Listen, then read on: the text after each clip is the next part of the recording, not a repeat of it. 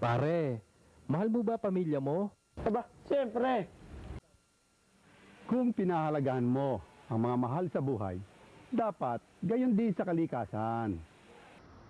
Ang masinop na kapaligiran ang pinakamagandang pamana sa ating kabataan.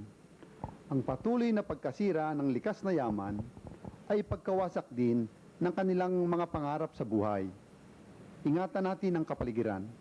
Ito'y para sa kabataan.